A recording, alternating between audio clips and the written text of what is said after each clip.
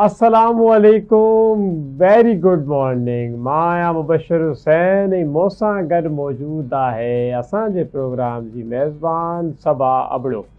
नाज़रीन, अव्हांखे हिकु दफ़ो ॿीहर भली कार चऊं था। हफ़्ते जो पहिरियों ॾींहुं सूमर जो ॾींहुं आहे। बाज़ औक़ात असां दुआ कंदा आहियूं त सूमर न ई अचे, छो जो छंछरु आचर हर कंहिंजी मोकल हूंदी आहे, रेस्ट कंदा आहिनि माण्हू बाक़ाइदा, लेकिन बिल आख़िर पोइ सूमर अची वेंदो आहे। ऐं जॾहिं सूमर अची वेंदो आहे त पोइ फ़र्ज़ु आहे त असां बि अचूं।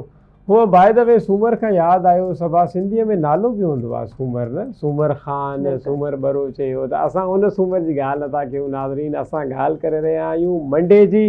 अॼु मंडे शुरू थी वियो आहे, वीक जो पहिरियों ॾींहुं आहे ऐं हिकु दफ़ो ॿीहर असां नवनि उनवाननि सां गॾु, नवनि मौज़ूअनि सां गॾु तव्हांजी पेश ख़िदमत में हाज़िर आहियूं। खोड़ सारियूं ॻाल्हियूं अवां सां कंदासीं, खोड़ सारा मौज़ू डिस्कस कंदासीं, खोड़ सारा मसइला बि तव्हांजे अॻियां ॿुधाईंदासीं, खोड़ सारी मालूमात बि तव्हांखे ॿुधाईंदासीं। उमेदु आहे त तव्हां सभु ख़ुशि हूंदो पंहिंजनि यारनि सां, पंहिंजनि ॿारनि सां, पंहिंजनि प्यारनि सां। सवा तव्हां हल वालियो, कीअं सुबुह गुज़रे थी? अल्हम्दुलिल्लाह बहितरीन गुज़रे थी। सब आबरू जो सलाम क़बूल पवे ऐं मूंखे उमेदु आहे, अल्लाह खां दुआ आहे तव्हां सभु ख़ुशि हुजो, ठीकु ठाक हुजो। मॉर्निंग विथ आवाज़ जी शुरूआत कयूं था। बहितरीन ॻाल्हियूं आहिनि, बहितरीन अॼु बि असां वटि टॉपिक्स आहिनि, पर कुझु माण्हू जेके आहिनि त उहे पाण खे छॾे ॾींदा आहिनि, चाहे उहो मंडे हुजे, ट्यूसडे हुजे, या वरी फ्राइडे हुजे, या वरी संडे हुजे। रूटीन में हलनि था। रूटीन में हलण जो मक़सदु इहो न हूंदो आहे त तव्हां पाण खे छॾे ॾियो, यानी कि सिर्फ़ु 9 to 5 जॉब ई करणी आहे, तव्हांजी ॿी का ज़िंदगी न आहे। ऐं कुझु थियणो हूंदो त अलाह जे तरफ़ां थी वेंदो ऐं बसि पाण खे छॾे ॾियणो आहे। ऐं कंहिं शइ जी टेंशन नाहे वठणी ऐं कंहिं शइ लाइ जुस्तजू नाहे करणी। क़िस्मत में लिखियलु हूंदो त असांखे मिली वेंदो, नसीब में लिखियलु आहे त असांखे मिली वेंदो, अदरवाइज़ असांखे कुझु बि नाहे करिणो। इहो जेको कुझु न करण जो एलिमेंट आहे, हाणे ॾिठो वियो आहे त असां माण्हुनि में वधीक ॾिसी रहिया आहियूं त बसि ठीकु आहे, इहा ई ज़िंदगी आहे, असांखे 9 to 5 जॉब करणी आहे, या वरी जेको कारोबार आहे, कारोबार खां पोइ घर अचिणो आहे, ॿी का एक्टिविटी, ॿी का जेके शइ ज़िंदगी चेंज करे छॾे थी, या ॿियो कुझु अहिड़ो जेको मरहलो जेको ज़िंदगी चेंज करे, उन लाइ जुस्तजू नाहे करणी। सो क़िस्मत ऐं नसीब छा आहिनि? मुबशर, मां तव्हां खां ज़रूरु पुछणु चाहींदमि त क़िस्मत ऐं नसीब में फ़र्क़ु कहिड़ो आहे? इलाही अहम मौज़ू तव्हां शुरू करे छॾियो आहे। इन जे मथां ॻाल्हाईंदासीं त पोइ ॻाल्हाईंदा ई वेंदासीं। हूअं मुंहिंजी नज़र में सवा क़िस्मत उहा शइ आहे इंसान जी जेका अलाह साईं जे तरफ़ां लिखियलु हूंदी आहे, जेका इंसानु पैदाइशी तौरु खणी ईंदो आहे। ऐं मां इहो ॿुधो आहे, मां जेतिरो किताबनि में पढ़ियो आहे, उहो नसीब उनखे चवंदा आहिनि जेका शइ इंसान खे इनायत थिए पाण, या हुनजी ज़िंदगी में को मौक़ियो अचे ऐं उहो मौक़ियो वक़्त जो फ़ाइदो खणंदे अचीव करे वठे, त उनखे असां नसीब काउंट करे था सघूं। मे बी आई रॉन्ग, तव्हां मुंहिंजी दसी करे था सघो? न, तव्हां बिल्कुलु सही चयो। ऐं क़िस्मत ऐं नसीब में इहो ई फ़र्क़ु आहे त क़िस्मत ख़ुदा लिखंदो आहे, पर क़िस्मत नसीब चेंज थींदे देरि नाहे लॻंदी। जीअं असांजा ॿार महिनत कंदा आहिनि, स्कूल वेंदा आहिनि ऐं ट्यूशन वेंदा आहिनि, खोड़ सारी महिनत करे सुठा नंबर्स हासिलु करण जी कोशिशि कंदा आहिनि, पर कुझु ॿार जेके पोयां रहिजी वियल ॿार हूंदा आहिनि, उहे ज़िंदगीअ में रुकंदा न आहिनि। असांखे ॿारनि खां घणो कुझु सिखण लाइ मिलंदो आहे। बिल्कुलु, अगरि अॼु नंबर थोरा मिलिया आहिनि त सुभाणे अञा वधीक महिनत करे सुठा नंबर्स हासिलु कंदासीं। सुठा नंबर्स हासिलु करे एटलीस्ट पोज़ीशन न बि हासिलु कनि, पर ॿार पास त थी वञनि था। अॼुकल्ह जे दौर में पास थियण ई वॾी ॻाल्हि आहे। ऐं ईअं ई ज़िंदगी जो फार्मूलो आहे त ज़िंदगी में पास कीअं थींदासीं, पंहिंजो कहिड़ो फार्मूलो पाण ते ई अप्लाई करे सघूं था जंहिंसां असीं हिकिड़ी कामयाबु, हिकिड़ी सुठी ज़िंदगी गुज़ारियूं, या सिर्फ़ु डिपेंड कयूं नसीब ते, त नसीब में हूंदो त मिली वेंदो। बिल्कुलु ईअं ई आहे। असां जॾहिं नंढा हूंदा हुआसीं त असांजे स्कूल जी दीवारनि ते हिकिड़ो जुमिलो लिखियलु हूंदो हो, जेको अॼु बि तमामु स्कूलनि में लिखियलु हूंदो हो, त महिनत में ई अज़मत आहे। ऐं असांखे बचपन खां वठी असांजी स्कूल लाइफ में इहो ई सेखारियो वियो त महिनत करणी आहे, महिनत खां पोइ ई शयूं, रास्ता क़िस्मत जा, नसीब जा तव्हांजे लाइ खुलंदा आहिनि। त बाज़ औक़ात इंसान पंहिंजे हथ जे मथां हथु रखी करे वेही रहंदो आहे, इहो सोचींदो आहे त जेकॾहिं मुंहिंजी क़िस्मत में फलाणी शइ ईंदी त उहा पाण अची वेंदी। इन सां मूंखे वाक़ियो यादि अची वियो असांजो वतायो फ़क़ीर वारो। जी जी। त हू कंहिं मस्जिद में विया ऐं मौलवी साहिब खां उन्हनि तक़रीर कंदे ॿुधो त बाबा अलाह साईं जेको आहे रिस्क जो वाइदो कयो आहे ऐं उहो रिस्क कंहिं बि तरीक़े सां तव्हां वटि पहुचंदो ई पहुचंदो। वतायो फ़क़ीर चयो त छो न इनखे आज़माइण जे लाइ हो कंहिं जंग में हलिया विया ऐं कंहिं वण जी चोटीअ ते मथे वञी करे वेही रहिया ऐं उन खां पोइ इंतज़ारु कंदा रहिया पोइ बिलाख़िर हिकिड़ो माण्हू आयो उन वटि को मानी वग़ैरह हुई उहो जॾहिं वण जे हेठियां वेही खाई रहियो त ओॾी महिल इहो ई ख़्यालु पियो करे त छो अलाह साईं वाइदो कयो आहे त शायदि माण्हू वण जे मथां अची करे मूं वटि ईंदो ऐं मूंखे मारे ॾींदो। बिलाख़िर वरी ॻाल्हि उहा ई थी त वतायो फ़क़ीर बाद में को खंघियो त मां मथे जॾहिं मां बि वेठो आहियां त हुन सां असांखे यादि अचे थी उहा मिसाल वतायो फ़क़ीर वांगुरु खंघ फूक करणी पवंदी आहे। इहे ई शयूं तव्हांखे न आहिनि मिलंदियूं नाज़रीन पंहिंजी क़िस्मत में पंहिंजे नसीब में थोरी खंघ फूक तव्हांखे करणी पवंदी थोरी महिनत तव्हांखे करणी पवंदी पोइ जेके अलाह साईं जो कयलु वाइदो आहे रिस्क जो हुजे रोज़गार जो हुजे ॿारनि बचनि जो हुजे त उहो तव्हांखे मिलणो ई मिलणो आहे। त उहा ई ॻाल्हि थी वई असां चऊं असांजे नसीब में क़िस्मत में औलाद हूंदी त मिलंदी औलाद लाइ ज़रूरी आहे त भाईजन पहिरियों शादी करणी आहे। त इन ई तरीक़े सां जेको आहे इहे शयूं खोड़ सारियूं आहिनि। त तव्हां मूंखे ॿुधायो सभा खोड़ सारा माण्हू अहिड़ा हूंदा आहिनि जेके हथ जी लकीर जे मथां वॾो यकीन कंदा आहिनि या वरी पंहिंजो हर कमु जेको आहे उहो कंहिं पामिस्ट खां पुछा कंदा कंहिं नजूमी खां पुछा कंदा। त तव्हांजो ज़िंदगी जी रूटीन छा आहे तव्हां इन क़िस्मत जी लकीरनि जे मथां घणो हलंदा आहियो तव्हांजो छा सिलसिलो आहे? अच्छा मां लकीरनि ते बिलीव न आहियां कंदी छो त असां में मना बि आहे त लकीरनि में इस्लामी पॉइंट ऑफ व्यू सां अगरि असीं ॾिसूं त लकीरनि खे न ॾिसो जेको बि आहे ख़ुदा ते बिलीव कयो ऐं लकीरूं तव्हांजूं चेंज थींदियूं रहंदियूं आहिनि ऐं इन्हनि ते त बिल्कुलु यकीन न करणु खपे छो त ज़िंदगी मौत अलाह जे हथ में लिखियलु आहे पर क़िस्मत ठाहिणु इंसान जे मां सम्झंदी आहियां पंहिंजे हथ में आहे। हे जेके असांखे मज़ारनि जे ॿाहिरां वेही तोता जेके खणी वेठा हूंदा आहिनि ऐं हिकिड़ो कार्ड खणी करे सालनि खां उहे ई कार्ड हलनि पिया उन्हनि कार्डनि खे खणी करे ॾेखारींदा आहिनि त तव्हांजी क़िस्मत में हीअ लिखियलु आहे इहे सिर्फ़ु मिथ्स हूंदियूं आहिनि पंहिंजे माइंड जो सिर्फ़ु हिकिड़ी सेटिस्फिकेशन आहे नथिंग एल्स। पर पंहिंजी क़िस्मत असीं कीअं ठाहे सघूं था महिनत जी ज़रूरत आहे जीअं तव्हां चयो मुबशर त महिनत न कंदासीं त असांखे कुझु बि न मिलंदो। महिनत जी ज़रूरत आहे महिनत ॾिसी करे अलाह साईं इंसान जो नसीब चेंज करे छॾींदो आहे। जेका शइ क़िस्मत में न आहे लिखियलु हूंदी मुबशर उहा बि क़िस्मत में लिखी वेंदी आहे सिर्फ़ु ऐं सिर्फ़ु इंसान जी जुस्तजू महिनत लगन ॾिसी करे। ऐं हिकिड़ो त इलाही सुठो डायलॉग बि आहे शाहरुख खान जो त मैंने कितनी जुस्तजू से तुम्हें पाने की कोशिश की है कि कायनात के हर ज़र्रे ने तुम्हें मुझसे मिलाने की साजिश की है त पोइ इहो सच थो थी वञे उन खां पोइ इहो सच थो थी वञे त वाकई में ख़ुदा उहा शइ झोली में पाण फिटी करे थो पर इहा ॻाल्हि वरी अचे थी त पाण महिनत कयूं। जी हा बिल्कुलु ईअं ई आहे महिनत सां ई हर शइ खपंदी आहे। इहा ॻाल्हि ॾिठी वई आहे मज़ारनि जे ॿाहिरियां आम तौर ते मार्केटनि जे ॿाहिरियां कुझु नजूमी वेठा हूंदा आहिनि पैसा वठी करे तव्हांखे तव्हांजी क़िस्मत जो हाल ॿुधाईंदा आहिनि। बुनियादी तौर ते हे हिकिड़ो साइकोलॉजिकल फैक्ट आहे।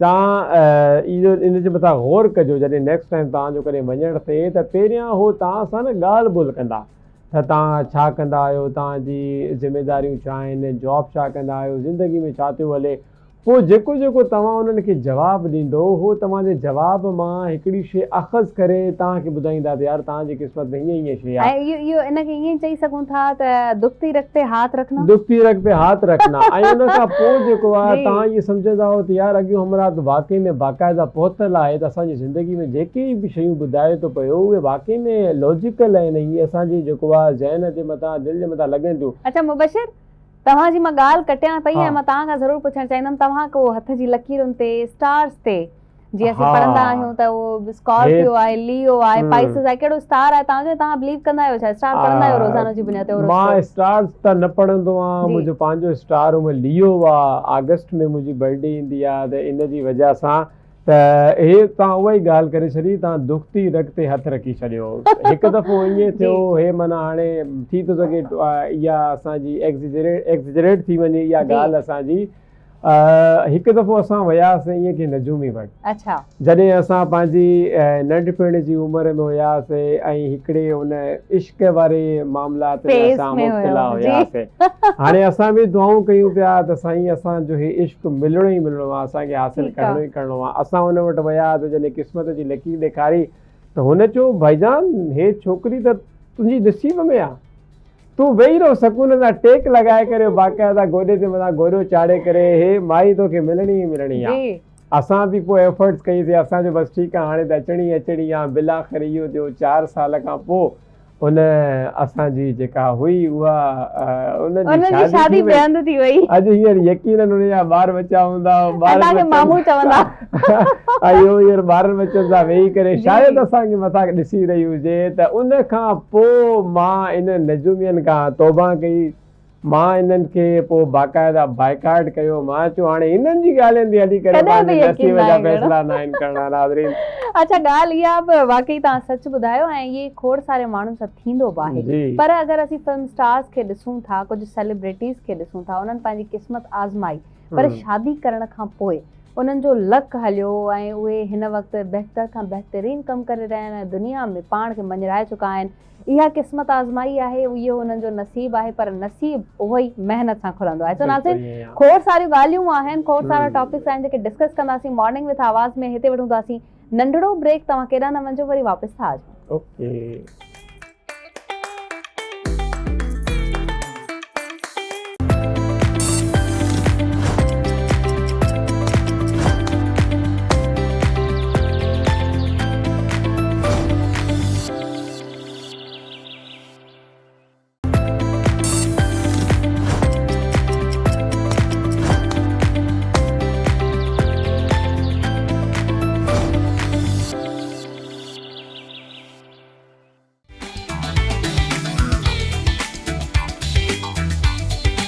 वेलकम बैक नाज़रीन, अगेन गुड मॉर्निंग ऐं तव्हांखे भली कार चऊं था दिस मॉर्निंग विथ आवाज़ में। मां मुबशर हुसैन सबाबड़ो तव्हांजे ख़िदमत में हिकु दफ़ो ॿीहर हाज़िर आहियूं नाज़रीन। ब्रेक ते जॾहिं वेंदा आहियूं त हमेशह जी तरह असीं कोशिशि कंदा आहियूं जल्दी वापसि अचूं, छो जो असांखे उमेद हूंदी आहे तव्हां असांजो इंतज़ारु कंदा पिया हूंदो मालूमात हासिलु करण जे लाइ। त हाणे ब्रेक खां पोइ असीं जंहिं अहम मौज़ू ते ॻाल्हाईंदासीं उहो इलाही अहम मौज़ू बि आहे ऐं फ़िलहालु हॉट टॉपिक बि हली रहियो आहे ऐं पूरी सिंध में बि डिस्कस थिए थो पियो, कराची में बि डिस्कस थिए थो पियो। उहो इशू आहे कराची बार एसोसिएशन जो सालाना चूंडूं जेके लास्ट थर्सडे ते ख़मीस वारे ॾींहुं 7 मई ते थियणियूं हुयूं ऐं हिकु दफ़ो ॿीहर एज़ यूज़ुअल 4थीं दफ़ा उहा इलेक्शन मुलतवी थी वई ऐं हर दफ़ा जॾहिं बि मुलतवी थी आहे त उन जा डिफरेंट रीज़न्स साम्हूं आया आहिनि, जंहिंमां हिकिड़ो रीज़न अहिड़ो आहे जेको मुसलसल नज़र अची रहियो आहे ऐं उहो आहे कराची बार एसोसिएशन जी इलेक्शन्स में वक़्त खां पहिरियां या इलेक्शन शुरू थियण खां पहिरियां या इलेक्शन जे दौरान कुझु बैलेट पेपर साम्हूं अची वेंदा आहिनि जंहिं ते बाक़ाइदा ठपा लॻियल हूंदा आहिनि उम्मीदवारनि जा, यानी कि वकीलनि खे वोट ॾियण जी ज़रूरत ई न आहे, ऑटोमेटिकली उन्हनि जो वोट पयल आहे, बसि सिर्फ़ु अंदरि दॿे में विझणो आहे ऐं दुबारा उनजी काउंटिंग करणी आहे। उहो ई थियो ख़मीस वारे ॾींहुं जॾहिं इलेक्शन शुरू थियणा हुया त हिकु दफ़ो ॿीहर 4थों दफ़ो जेको आहे तमामु जेके वकील जेके इलेक्शन विड़ी रहिया हुया कुझु माण्हुनि धांधली जो इल्ज़ाम हणंदे इन हवाले सां इशू क्रिएट कयो ऐं उनखां पोइ हिकु दफ़ो ॿीहर जेको आहे सिंध बार काउंसिल इहो इलेक्शन मुलतवी करे छॾियो ऐं अञा ताईं दुबारा हिन जी का तारीख़ न रखी वई आहे त दुबारा कॾहिं रीशेड्यूल कयो वेंदो, उन ॾींहुं नोटिफिकेशन बि जारी थी वियो। त इन अहम मौज़ू ते असां अॼु ॻाल्हि ॿोल कंदासीं कराची मां असांजे पंहिंजे रिपोर्टर ज़ुल्फ़ी चांडियो साहब जेके हमेशह असांखे अदालतनि मां कॾहिं वकीलनि जूं त कॾहिं जजनि जूं त कॾहिं अहम फ़ैसिलनि जूं ख़बरूं ॾींदा रहंदा आहिनि। त अॼु असांखे उन्हनि वीडियो कॉल ते जॉइन कयो आहे। ज़ुल्फ़ी साहब अस्सलाम वालेकुम, उमेद आहे ख़ुशि हूंदो, ख़ैर सां हूंदो। वालेकुम अस्सलाम, मुबशर तव्हां ठीकु आहियो? अल्हम्दुलिल्लाह सर, ॿियो हाल अहवाल ज़ुल्फ़ी चांडियो साहब, छो भला कराची बार एसोसिएशन जी इलेक्शन तव्हां नथा कयो, नथा थियण ॾियो, हली छा रहियो आहे असांखे ॿुधायो। बिल्कुलु मुबशर, जीअं त जेके बार्स जूं इलेक्शन हूंदियूं आहिनि उहे तक़रीबन पाकिस्तान में जेके बि बार्स आहिनि उन सभिनी बार्स जी इलेक्शन सालाना बुनियाद ते थींदियूं आहिनि ऐं साल जो जेकी बॉडी हूंदी आहे चूंडियल बॉडी उहा पंहिंजे आख़िरी महीने में ऐं उहो ॿार जी इलेक्शन कराए नई जेकी बॉडी आहे उनखे वेलकम चई ऐं हू जेको आहे सो पाण हलिया वेंदा आहिनि नई बॉडी पंहिंजो कमु शुरू कंदी आहे पर मुसलसल जेकी कराची बार आहे कराची बार एसोसिएशन सिंध जी तमामु वॾे में वॾी सभिनी बार्स खां वॾी बार आहे जिते 8000 खां वधीक जेको वकीलनि जो वोट आहे उन बार्स जी इलेक्शन जेको डिसंबर में थियणी हुई ऐं डिसंबर खे अॼु जेको आहे सो 6 महीना गुज़री विया आहिनि पर उहा इलेक्शन अञा ताईं कंहिं न कंहिं सबबनि जे करे जेको आहे सो मुलतवी थी वञे थी पहिरियों सबब जेको हुयो इलेक्शन जो उहो जेको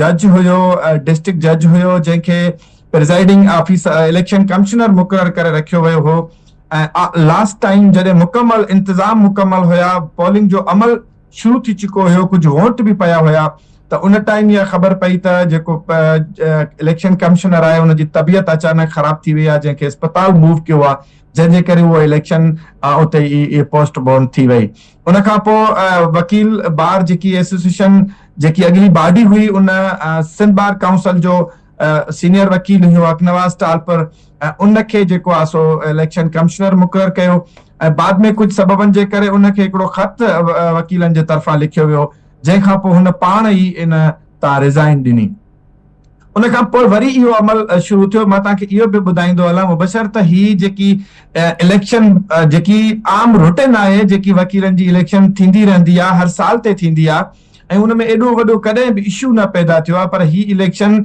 जेकी सिंध बार काउंसिल में वई सिंध ऐं पाकिस्तान बार काउंसिल में वई उन खां पोइ ही हाई कोर्ट में पिण इहो जेको अगेंस्ट में ही केस पहुतो इलेक्शन न थियण जो जेके इशूज़ हुया त हाणे ताज़ो जेको रिसेंटली जेको चोथों भेरो इलेक्शन जो ऐलान थियो ऐं जॾहिं इलेक्शन पोलिंग अमल शुरू थियो त अचानक जेको आहे सो अंदरि जेके बूथ हुया उन मां वकीलनि जूं दाहूं पइजी वयूं रड़ियूं पइजी वयूं त जेके डबा आहिनि जिन में वोट कास्ट थींदो आहे उन डबनि में जेको आहे सो ऑलरेडी 50-50 60-60 100 वोट पयल आहिनि अॻ में ऐं जंहिंखे वकीलनि खोलण जी कोशिश कई त जेकॾहिं ठीकु आहे वकील वोट ॾेई विया आहिनि त मिक्स वोट हूंदा सभिनी उमेदवारनि खे वोट दाख़िल हूंदा पर जॾहिं उहे वकीलनि उन डबनि खे उन वोट खे चेक कयो त हिक ई पार्टी खे जेको वकीलनि जो चवणु आहे अगेंस्ट उन धुर जो त हिक ई पार्टी खे हिक ई माण्हू खे जेको आहे सो उहे सभु वोट सभिनी डबनि में जेके पियल हुया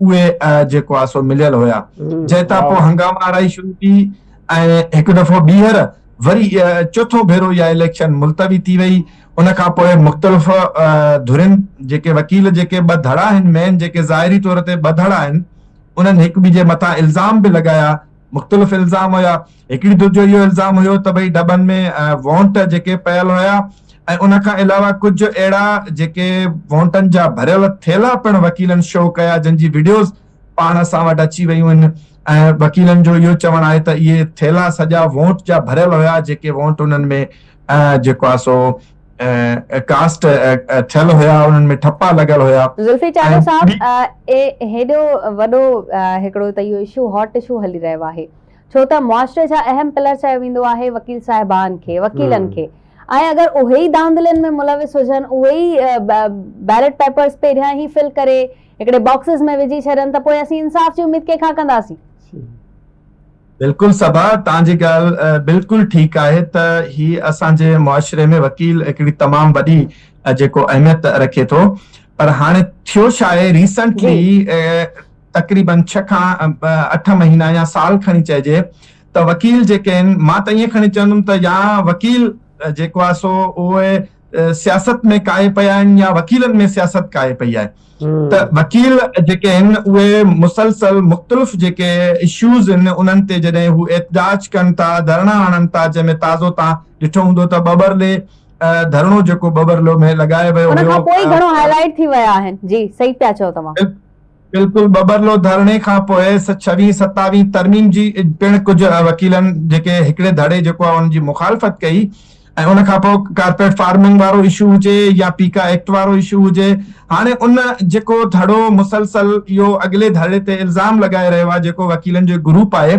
वकीलनि जो हाणे उहो त हाणे जेको रिसेंट इलेक्शन कैंसिल थी आहे त इन में त जांच थियणु खपे त हा जेको इल्ज़ाम आहे वकीलनि जो उहो सही आहे जेके ही वोट जेके ज़ाहिर कया विया आहिनि या जेके उन डबनि मां हथ कया विया आहिनि त जेकॾहिं वाक़ई उहे सही आहिनि त पोइ उन ते उहा जेके इलेक्शन कमिश्नर जेको मुक़ररु आहे उहो या जेके हिननि जूं तंज़ीमूं आहिनि सिंध बार काउंसिल आहे जेकी इलेक्शन कराइण चाहे थी त उहे उन ते नोटिस वठनि ऐं ॿियो धड़ो जेको आहे जंहिंखे ॿियो ग्रुप असां चऊं उहो वरी हिकिड़ो ॿियो इल्ज़ाम उन अॻिली धुर ते लॻाए रहियो आहे त अहिड़ी धांधली जी का बि कंडीशन न आहे ऐं हुननि जो इहो चवणु आहे त हर बार जेकी आहे उहा लास्ट टाइम में पंहिंजी इलेक्शन कराईंदी आहे ऐं हिननि छो न इलेक्शन कराई जेकॾहिं न कराई त हुनजा ज़िम्मेवार ही पाण आहिनि ऐं उन खां अलावा उन्हनि ग्रुप जो इहो पिणु चवणु आहे त हाणे ही इलेक्शन मां भॼण जी कोशिश कई थी वञे छो जो हू हाराइनि था जंहिंजे करे बार बार को न को इशू ॼाणाए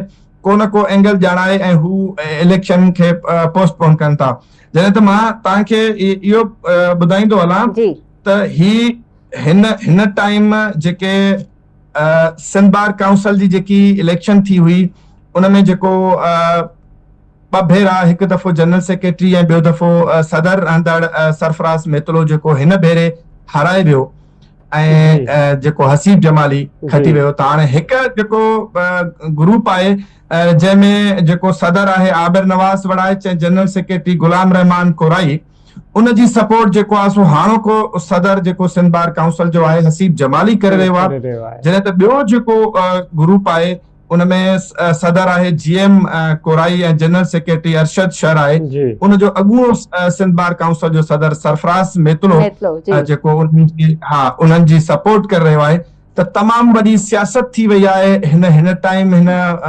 वकीलनि जी हिन इलेक्शन में ऐं इहो न थियणु खपे हालांकि इहो जेको हिकिड़ो जमहूरी सिस्टम हुयो ज़ुल्फी इहो ॿुधाइजो असांजे नाज़रीन खे त इन सॼे मामले में सिंध बार काउंसिल छा किरदार अदा करे रही आहे उहा किथे आहे उनखे छा इहा सॼी सिचुएशन नज़र नथी अचे उहो को अहिड़ो साफ़ शफ़ाफ़ अमल छो नथी बणाए जीअं असां पंजाब में बि ॾिसंदा आहियूं पंजाब बार काउंसिल जो इलेक्शन थींदो आहे लाहौर बार जो हाणे इलेक्शन थियो उते कंप्यूटराइज़्ड वोटिंग थींदी आहे त हे सिंध बार काउंसिल अहिड़ो इनिशिएट छो नथी खणे बिल्कुलु मां तव्हांखे इहो ॿुधाईंदो हलां मूं इहा ई ॻाल्हि तव्हांखे हाणे सिंध बार काउंसिल जी कई त सिंध बार काउंसिल बि ॿिनि धड़नि में विराइजी वई आहे ठीकु आहे जंहिंमें हिकिड़ो ग्रुप आहे जेको अॻूणो सदर आहे सरफराज़ मेतलो उहो जीएम कोराई जी सपोर्ट करे रहियो आहे ऐं ॿियो जेको हाणोको सदर आहे जेको रिसेंटली सरफराज़ मेतलो खे हाराए हसीब जमाली जेको सदर थियो आहे उहो आमिर नवाज़ वड़ाइच जी सपोर्ट करे रहियो आहे त हाणे मुंहिंजे ख़्याल में इहो मुंहिंजी राय आहे ज़ाती त ही मामिलो सिंध बार काउंसिल खां बि हाणे अॻिते वञी को हल थी सघे थो जो सिंध बार काउंसिल बि हिन टाइम जेको आहे उहा ग्रुप बंदी में जेको आहे सो विराइजी वई आहे ऐं हिकिड़ो अक्सरियत वकीलनि जी हिकु तरफ़ जेको आहे सपोर्ट में आहे ॿी अक्सरियत ॿिए तरफ़ आहे त इहो हाणे पाकिस्तान बार या स्पेशली को हाई कोर्ट इन में इन थिए ऐं तॾहिं ही इलेक्शन थी सघे थी त न त इहा इलेक्शन हिन साल मूंखे ॾिसण में नथी अचे त को ही छो जो ही चोथों भेरो मुलतवी थी आहे थींदे थींदे रहिजी वई आहे ही रिसेंटली त कुझु वोट बि कास्ट थिया मुकमल हिकिड़ो सिस्टम हुयो परे परे खां वकील वोट ॾियण अचनि था ऐं तमामु घणा वकील आहिनि ऐं मां तव्हांखे मज़े जी ॻाल्हि ॿुधायां सबा त ही इलेक्शन जेकी वकीलनि जी आहे जॾहिं असांखे ॿाहिरि हुयासीं त ख़बर न हुई पर जॾहिं असां कोर्ट जी रिपोर्टिंग कई आहे ऐं कोर्ट में असां वञूं था त एतिरो ख़र्च हिन इलेक्शन ते वकीलनि जी इलेक्शन ते थिए थो जेतिरो शायदि MPA MNA जी इलेक्शन ते बि न थींदो हुजे इहो त हिकिड़ो वॾो इंकिशाफ था कयो आहे ज़ुल्फी साहब जॾहिं इलेक्शन जो हालांकि ॾिसो सूबाई या क़ौमी जेके इलेक्शनूं उहे 5-5 साल जे लाइ थियनि थियूं बल्दियाती इलेक्शन 4 साल जे लाइ थिए थी ही वकील जी जेकी सदारत जी बार जी इलेक्शन आहे सिंध बार हाई कोर्ट काउंसिल हुजे या कराची बार काउंसिल हुजे या पाकिस्तान बार काउंसिल हुजे त उन्हनि जी जेकी इलेक्शन आहे उहा सिर्फ़ु 1 साल जे लाइ थींदी आहे ऐं जॾहिं इलेक्शन वेझो ईंदी आहे जेको इलेक्शन जो महीनो हूंदो आहे वॾा वॾा होटल बुक थींदा आहिनि वॾियूं वॾियूं दावतूं थींदियूं आहिनि करोड़े रुपया जेको वकीलनि ते ख़र्च थींदा आहिनि ज़ुल्फी साहब बैकग्राउंड तव्हांखे छा नज़र अचे पियो मूंखे ॻाल्हि सम्झ में नथी अचे हेॾो ख़र्चो करणु। ऐं हूअं बि वकील जेको आहे उहो पाण ई मज़बूत आहे, वकील खे कंहिंजी प्रोटेक्शन जी ज़रूरत न आहे, कंहिंजे सपोर्ट जी ज़रूरत न आहे, पोइ इहे हेॾी सपोर्ट, हेॾी मज़बूती, हेॾा ख़र्च सिर्फ़ हिकिड़ी इलेक्शन लाइ छा मिले पियो? बैकग्राउंड छा आहे? इहो बि ॿुधाइजो इन सवाल सां गॾु सवाल कनेक्ट कंदुमि मां ज़ुल्फी, त हे जेके करोड़ों रुपया ख़र्च थियनि था उहे ख़र्च किथे था थियनि? छा वोट ख़रीदो फ़रोख़्त कई थी वञे या इहो कीअं आहे सिलसिलो? न, सभ खां पहिरियों त मां मुबशर तव्हांजे सवाल जो जवाबु ॾियां त उहे वोट ख़रीद नथा कया वञनि, पर जेके वोटर आहिनि उन्हनि खे सुठनि होटलनि में मानियूं खाराईंदियूं वञनि। इवन रिसेंटली जेको हिकु इलेक्शन में ईअं थियो त कराची जो तमामु वॾो मैरान होटल आहे, उन में वकीलनि जी मानी, उन्हनि जी रहाइश जेको माना उहो हाफ कयो वियो, माना जेको बि ख़र्चो बिल ईंदो उन मां अधु उन वकील खां वरितो वेंदो, बाक़ी अधु जेको आहे उहो जेको उमेदवार आहे उहो भरींदो। मां तव्हांखे रोकींदुमि, पोइ असां अॻिते हिनखे जवाब मिलंदासीं त सभा लॻे थो मीडिया में अची ग़लति कयो आहे, त असांखे ज़ुल्फी चांडी नाज़रीन हिते ई जवाब ॾींदो। जवाब मां इहो ज़रूर वठणु चाहींदमि ऐं उन खां पोइ ब्रेक ते हलंदासीं त छा ॾिसो पिया इहा हेॾी महिनत मुंहिंजे ख़्याल सां पहिरियां पटे वठूं पोइ असां जवाब वठी था छॾियूं। ठीकु आहे, न असीं पहिरीं कनेक्ट कंदासीं। साहब तव्हां इहो ॿुधायो त हेॾे ख़र्च करण जो, हेॾे बैकग्राउंड जो, इहो इलेक्शंस जो छा बेनिफिट आहे वकीलनि खे? ॾिसो, मां तव्हांखे सभा सवेर हिकिड़ी ॻाल्हि मां सवेर ई इन में करे वियो हुयुसि त या वकील सियासत में काए पिया आहिनि या सियासत वकीलनि में काए पई आहे। हाँ, त जॾहिं सियासत वकीलनि में काए पवंदी या वकील सियासत में काए पवंदा त ज़रूर जेके सियासी असांजे जेके पार्टियूं आहिनि या जेके सियासी धड़ा आहिनि या हुकूमत धुरियूं आहिनि या कुझु ॿियूं जेके धुरियूं आहिनि उहे समूरियुनि जी जेको नज़र वकील जेके बार्स आहिनि उन्हनि ते पयल आहिनि, छो जो वकीलनि हिकु तमामु वॾो कुझु टाइम अवल हिकु वॾो तमामु कॉन्फ्रेंस कोठाई हुई हिते सॼी पाकिस्तान लेवल ते वकीलनि जी, जंहिंमें पिणु तमामु वॾियूं जज़्बाती तकरीरूं थियूं ऐं उन खां पोइ हे जेको कारपेट फार्मिंग हुई उनजे ख़िलाफ़ बि जेको आहे सो वकील अॻिते आया। उन खां पोइ मुख़्तलिफ़ जेके सिंजा इशू या पाकिस्तान लेवल ते जेके इशू हो या 27 तरमीम जो इशू हो या कोर्ट। ठीकु आहे ज़ुल्फी चांडियो साहब, तव्हांजी महिरबानी, तव्हां असांखे जॉइन कयो स्टूडियो में मॉर्निंग विथ आवाज़ में। नाज़रीन, वक़्तु थियो आहे नंढड़े ब्रेक जो, नंढड़े ब्रेक खां पोइ वरी वापसि हाज़िर।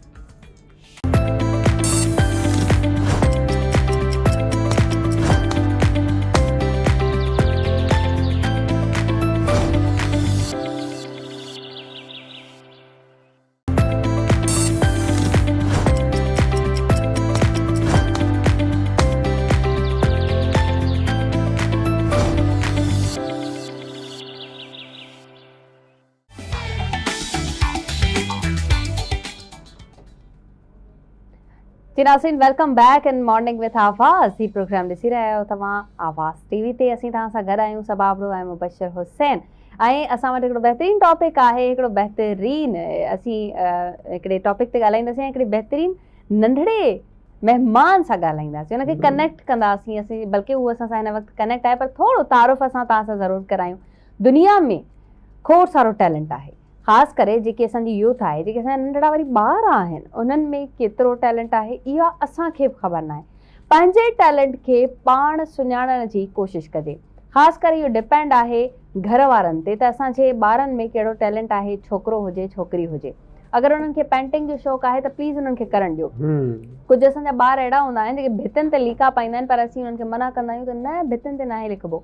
पर असीं इहो न आहियूं सोचींदा त शायदि ही वॾो थी पेंटर थिए, असीं हिनखे छॾे त ॾियूं, हिन में ॾिसूं त सही हिन में क्रिएटिव माइंड कहिड़ो आहे, ही छा थियणु चाहे पियो। इन खां अलावा एजुकेशन में केतिरा डिपार्टमेंट्स आहिनि, केरु कहिड़े सब्जेक्ट में स्पेशलिटी करणु चाहे थो या वरी स्पेशल आहे, त उन्हनि खे उन्हनि जी क़ाबिलियत सुञाणणु खपे। ऐं ख़ासि करे घर वारा अगरि साथ ॾींदा त पोइ इहो टैलेंट असांजो पाकिस्तान जो मुस्तक़बिल रोशन करे सघे थो। हिकिड़ो अहिड़ो ई मुस्तक़बिल पाकिस्तान जो जेको मुसवरी जी तरफ़ आयो आहे, सांगड़ खां बिलोंग कनि था, नंढड़ो मुसविर असांजे साम्हूं आयो आहे, जेकी ख़ूबसूरत आर्ट कनि था ऐं नई कंहिंखां सिखिया आहिनि, वॾी ॻाल्हि इहा आहे त उहे कंहिंखां सिखिया न हा बिल्कुलु ईअं ई आहे नाज़रीन। अॼु जेको असां सिंध जो टैलेंट तव्हांजे अॻियां इंट्रोड्यूस कराइण लॻा आहियूं, इहा इलाही हैरत में अचण वारी ॻाल्हि आहे त 9वीं क्लास जो पढ़ंदड़ नंढो ॿार जंहिंजो सांगड़ मां तालुक़ु आहे, कैलाश कुमार मेघवाल,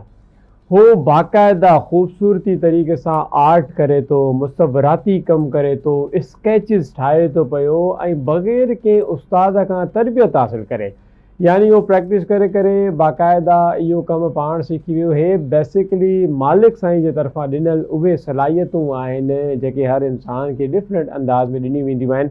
पोइ उन इंसान जी पंहिंजी मर्ज़ी हूंदी आहे त उहे पंहिंजी सलाहियतुनि खे कीअं सुञाणे थो ऐं कीअं इस्तेमालु करे थो। त जॾहिं असां वटि कैलाश कुमार जो तारुफ़ करायो असांजे सांगड़ जे साथी असांजे रिपोर्टर एडी कुंबर साहब, एडी कुंबर साहब बि उन सां गॾु मौजूदु आहिनि, सांगड़ मां असांखे ज्वाइन कयो आहे, ज़ूम ते असां सां गॾु मौजूदु आहिनि। कैलाश कुमार साहब, तव्हां ठीकु आहियो, ख़ैरियत सां आहियो सर? जी हाँ सर। कैलाश, कीअं इहा शुरूआत थी, कीअं दिमाग़ में आयो, कीअं ज़हन में आयो, कहिड़ो आइडिया आयो त मां मुसविर थी सघां थो, मां ही शइ ट्राई कयां?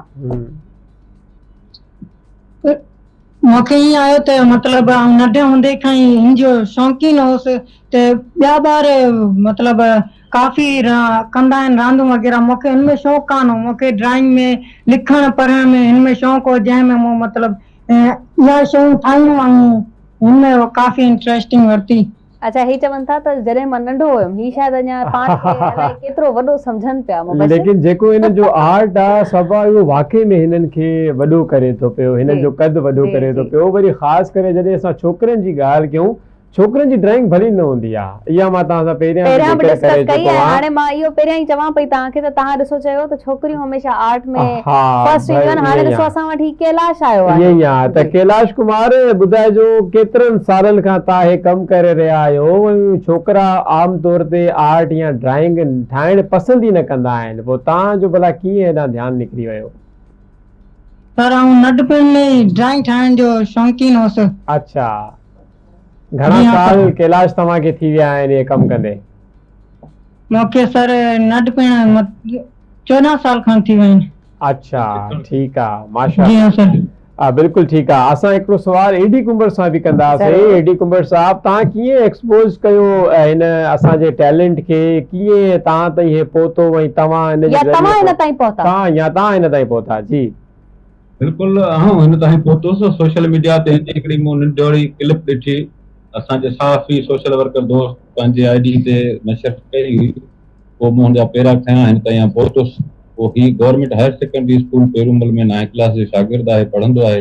ऐं हिन जेको आहे सो गुज़िरियल 5 सालनि 6 सालनि खां वठी कुदरत जा फितरी हुसन ॾिसी हिनखे शौक़ु थियो, हिन जे चवण, हिन जे वालिदैन सां जॾहिं ॻाल्हि ॿोल कई, घर वारनि सां जॾहिं मुंहिंजी ॻाल्हि ॿोल थी, हुनजे नंढे भाइर बि ॿुधायो त हिन जो जॾहिं स्कूल मां पढ़ी ईंदो त हीउ पंहिंजे मज़हब सां बि सचो प्यारु करे थो, उनखे फॉलो करे थो, रोज़ा वग़ैरह रखंदो। उन ॾींहुं जॾहिं आयुसि तॾहिं हिनखे रोज़ो हो, उन महिल बि हिन कंहिं शख़्सियत जी तस्वीर ठाही पियो।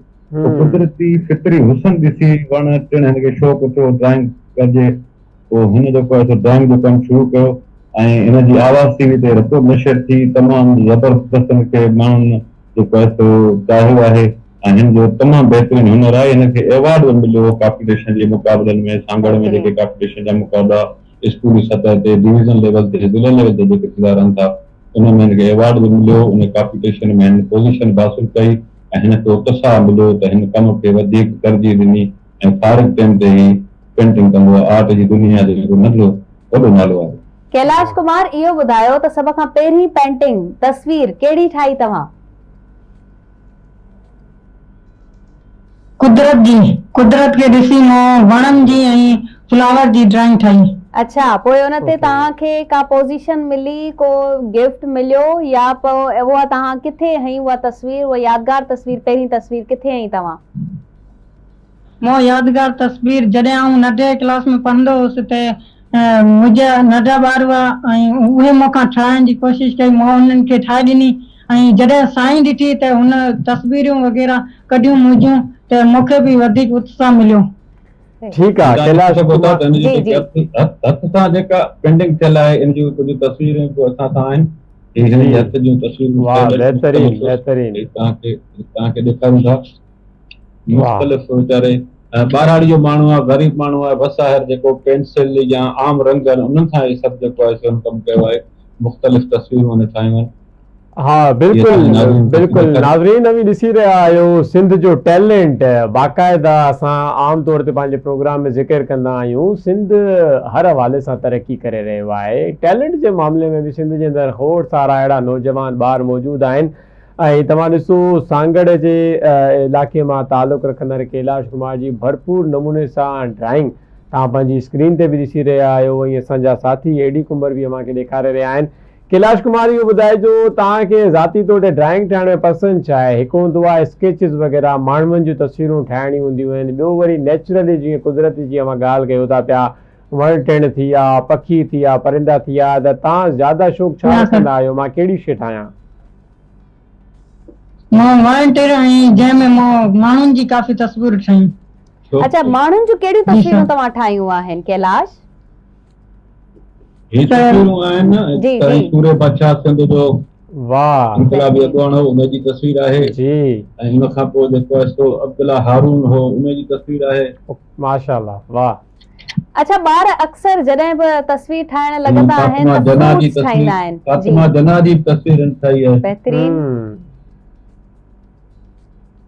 ठीकु आहे कैलाश को असांखे तव्हां सबा अबड़ो जी तस्वीर कॾहिं ठाहे करे ॾेखारींदा भला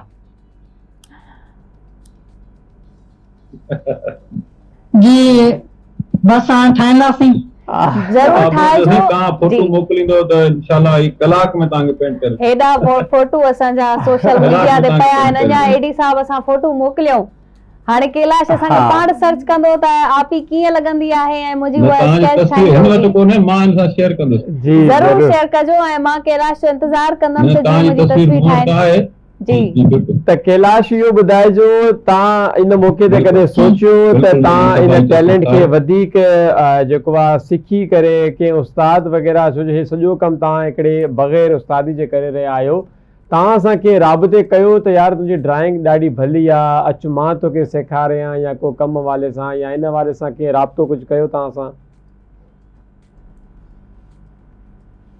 न इहो मूंखे पाण खे नंढपण खां हिकु शौक़ु हो ऐं पाण सिखी वियुसि कैलाश इन हवाले सां क्लासिस हूंदियूं आहिनि बाक़ाइदा क्लासिस वठबियूं आहिनि ऐं कुझु सिखबो आहे हाणे जॾहिं तव्हांखे इहो शौक़ु आहे ऐं तव्हां हिनखे अगरि कंटिन्यू अॻियां करणु चाहियो था त छा इन हवाले सां तव्हां क्लास वठंदव सिखंदव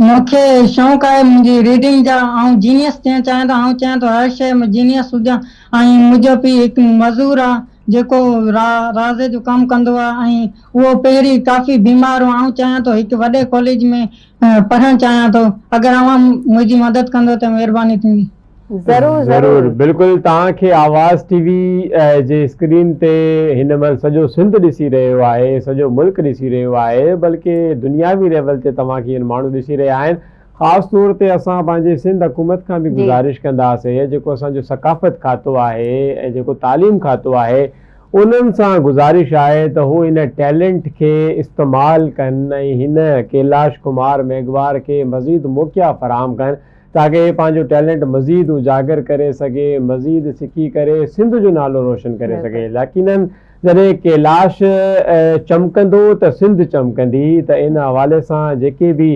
सकाफ़त खाते जा ज़िम्मेदार आहिनि तालीम खाते जा माण्हू आहिनि असां आवाज़ टीवी पारां बि उन्हनि सां रिक्वेस्ट कंदासीं त असांजी हिन सिंध टैलेंट खे जेको आहे मौक़ो ॾिनो वञे कैलाश कुमार ऐं एडी कुंबर साहब अव्हां जी वॾी महिरबानी अव्हां असांजे लाइ टाइम कढियो असांखे टाइम ॾिनो ऐं पंहिंजो टैलेंट आवाज़ टीवी ते नशर कयो असीं इनशाला तव्हांजी आवाज़ वक़्तनि खां वक़्तनि उथारींदा रहंदासीं उम्मीद आहे त तव्हां इनशाला हिकु ॾींहुं इन खां बि सुठे मक़ाम ते असांखे नज़र ईंदा त नाज़रीन वारी ॾिसी रहिया आहियो असां इन तरीक़े सां पंहिंजे प्रोग्राम में मुख़्तलिफ़ टैलेंट्स खणी ईंदासीं इंट्रोड्यूस कराईंदासीं तव्हांखे ॾेखारींदासीं जेके ॿार जेके नौजवान असांखे ॾिसी रहिया आहिनि तव्हां सम्झो था त तव्हांखे अलाह साईं पारां का अहिड़ी ख़ासि सलाहियत मिलियल आहे जेकॾहिं तव्हां उनखे उनजो एक्सपोजर हासिलु करण था चाहियो त तव्हां पाण बि असां सां राब्तो करे था सघो। वधीक ॻाल्हियुनि जो सिलसिलो जारी रहंदो, लेकिन हिते वठंदासीं नंढी शॉर्ट कमर्शियल ब्रेक।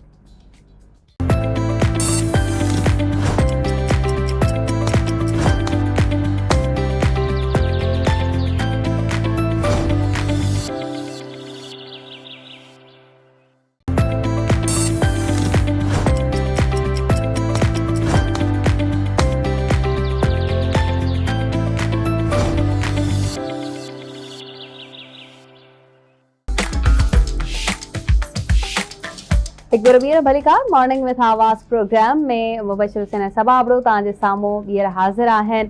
ॿिया टॉपिक्स खणी करे, छो त हिकिड़ी टॉपिक ते ॻाल्हाईंदासीं त तव्हां बि बोर थी वेंदा, असां बि बोर थी वेंदासीं। सो इलेक्शन खे हाणे थोरो साइड में था रखूं ऐं हिकिड़ो ॿियो इशू, हिकिड़ो ॿियो टॉपिक उहो खणी करे हलंदासीं। ऐं इहो इशू त न चइजे, इहो मसइलो चइजे ऐं अहम मामिलो चइजे।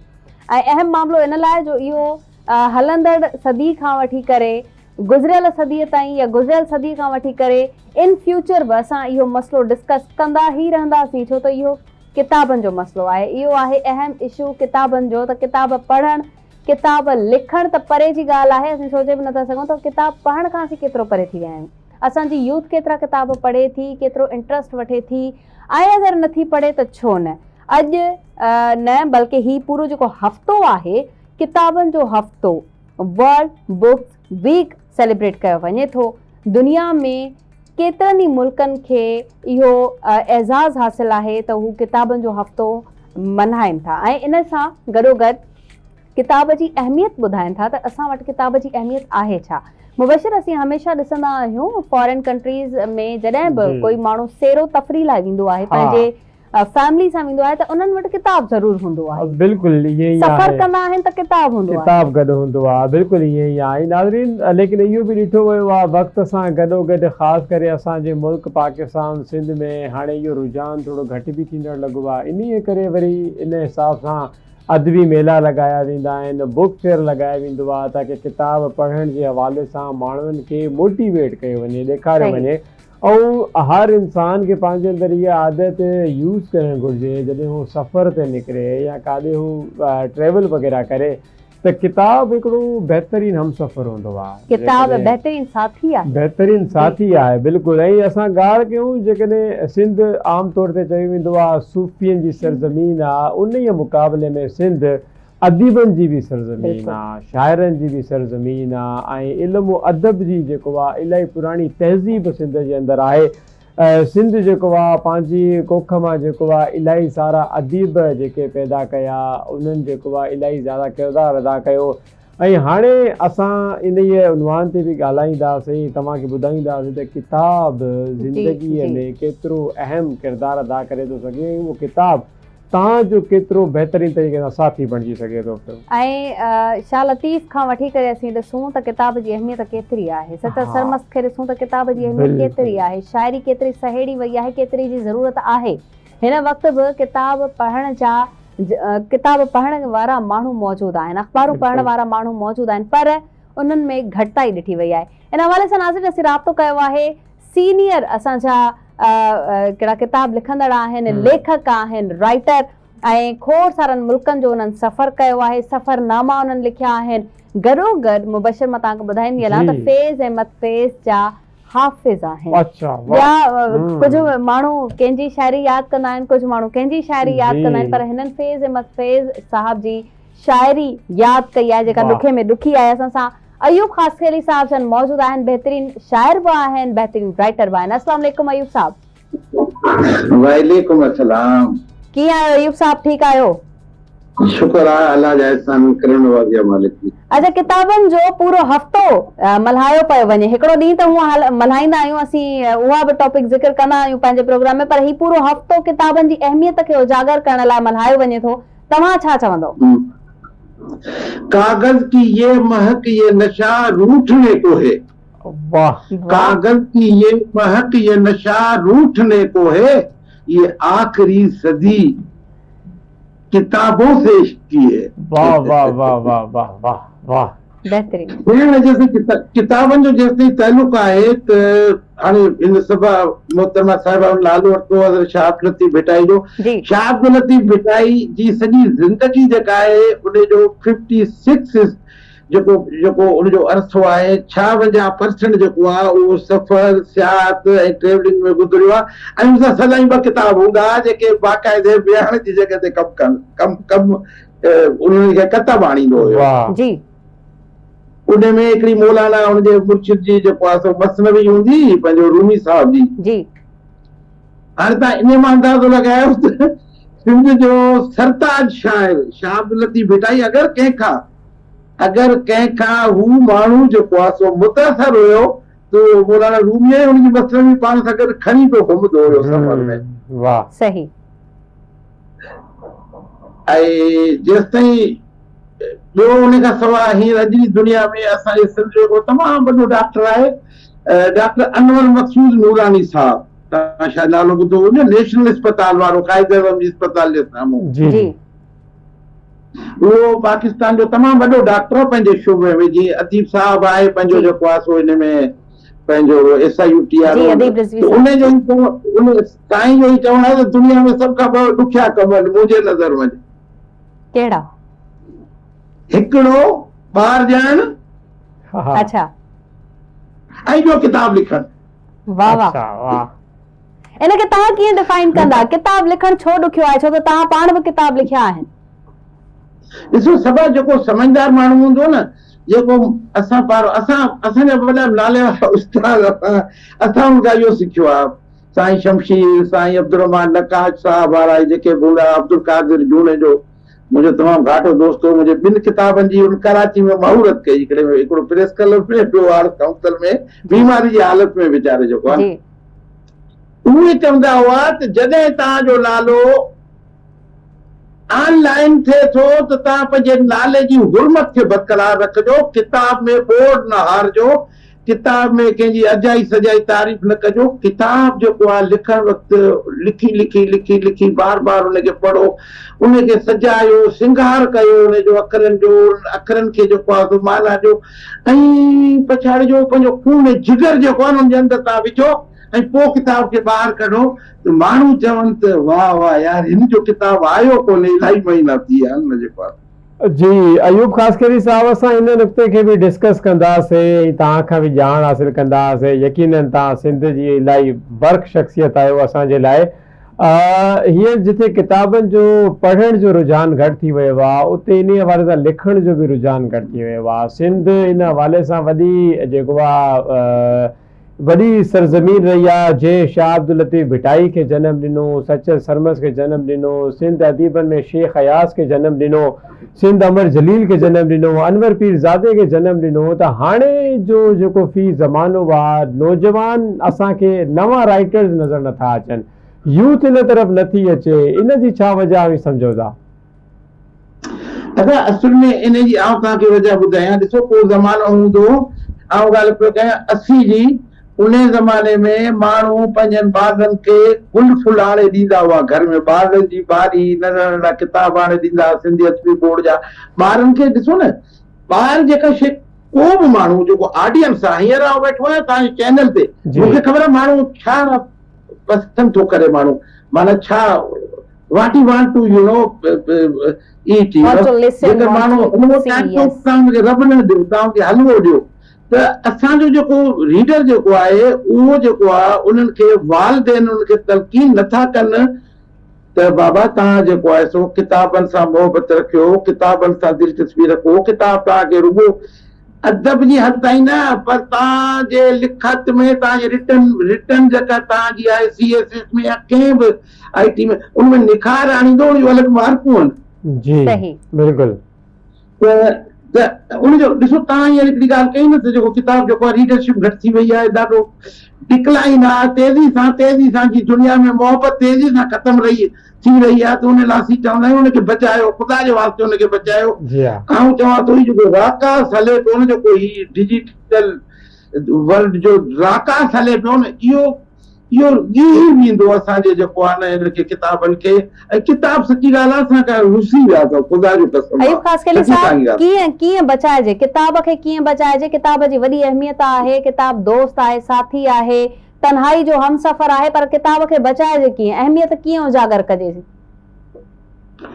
उन जी जेका इब्तिदा जेका आहे न मां पंहिंजे घरां कंदी सही सही मां ऐं पीउ जी ॿारनि खे राति ज़रूरी आहे खेॾणु उनखे रांदीका वठी था ॾियनि आहिस्ते आहिस्ते करे उनखे नंढड़ा किताब जेको आहे न जेके ॿारनि जे पसंदि जा न चाशनी जेका आहे ॿारनि जी सोलह सलूणा जेको आहे न उनखे किताब ॾियनि उनखे चवनि हाणे ई तव्हांजा 10-5 मिंट हाणे तव्हां ही किताब जेको आहे न जिन टाइम ते तव्हांजो पीरियड आहे घर में तव्हां पढ़ो ऐं पोइ तव्हांखे सेमेस्टर या केसी ते वठी ईंदासीं ऐं जॾहिं किताब जे रीडरशिप ॿार खे हिकिड़ी चूस थी वई न शइ पढ़ण जी पींघीअ खां वठी कबर ताईं किताब पढ़ंदो रहंदो जी तव्हां इहा शइ तव्हां ई ॻाल्हि कई मां बि इलाही यूरोप जा मां 1998 में यूरोप जो सैर करण वियोसि उते मूं यूरोप जे मुल्कनि ते हिकिड़ो सफ़रनामो लिखियो मोनालिसा जी मुल्क जी त उन में मां इहो वाज़े तौर ते 1998 में लिखियो आहे त उते जेका बि ट्रेन आहे या ट्रेन स्टेशन आहे उनमें जेके माण्हू बीठल सफ़र पिया कनि वेठल सफ़र पिया कनि स्टेशन ते जेके माण्हू वेठा आहिनि सभु किताब पिया पढ़नि सभु किताब पिया पढ़नि वाह त मां खे सिंधी मां जेका आहे न मुंहिंजी भेण आहे मुंहिंजी अम्मा मुंहिंजी धीउ आहे उनखे यादि करणो पवंदो क्रिसेट करणो पवंदो उनखे बाक़ाइदे अलम खणणो पवंदो त असांखे सिंधी ॿोली खे बचाइणो आहे पंहिंजी माउ खे बचाइणो आहे पंहिंजी धरती खे बचाइणो आहे जी त उनजे लाइ हुनखे ॿारनि खे जेको आहे न चूस विझणी पवंदी किताब पढ़ण और इहो वॾो सुठो आइडिया अयूब ख़ासकली साहब ॾिनो आहे त पंहिंजी सिंधी ॿोली खे बचाइणो ऐं जेकॾहिं माना को ॿार ज़िद थो करे मूंखे आइस्क्रीम खाइणी आहे या होटल ते मानी खाइणी आहे त इहा शर्त रखिजे त पहिरियां तूं किताब पढ़ इन जा एतिरा पना पढ़ंदे त पोइ असां तोखे उहा तुंहिंजी मर्ज़ी जी शइ ॾींदासीं इहो हिकिड़ो इलाही सुठो तरीक़ेकार आहे ऐं यकीनन असांजे घर जूं माउरूं भेनरूं इन में पंहिंजो किरदारु अदा करे सघे थियूं जेके वालदेन आहिनि असांजा सरपरस्त आहिनि ॾिसो जेसि ताईं असांजी ईंदड़ नसल किताबनि खां परे थींदी वेंदी असीं तहज़ीब विसारींदा वेंदासीं पंहिंजी असीं अदब विसारींदा वेंदासीं पंहिंजी ऐं सिंध हमेशह रही ई तहज़ीब जी सरज़मीन आहे इन हवाले सां त अयूब ख़ासकरी साहब मां छा पिया सम्झो जेको मौजूदु आहे सोशल मीडिया जो ज़मानो आहे सोशल मीडिया छा हिन बि किताब जी जॻह वालारे छॾी आहे इहो बि बिगाड़ जो सबबु बणिजे थो अदा ॾिसो मुंहिंजो भाउ ही ॾाढी मूंखां वधीक तव्हां बहितर सम्झो था तव्हांजे चैनल ते वेठा आहियो अलहमदुलिल्लाह उहो यकीन कंदो मूं इलाही पंहिंजा दोस्त जेके आहिनि न तव्हांजे तव्हांजो चैनल दुनिया में इलाही मुल्कनि में को ॾिठो वञे थो कंपेरेटिवली ॿियनि चैनल ते त तव्हां मूंखां वधीक बहितर सम्झो था त डिजिटल जेका दुनिया आहे हींअर जी उन में माण्हू किताब जेको आहे न हाणे माण्हू किताब जेको आहे न नेट ते पढ़नि था मुंहिंजा भाउ नेट ते पढ़नि था अयूब ख़ासकली साहब तव्हां खां इजाज़त वठंदासीं पर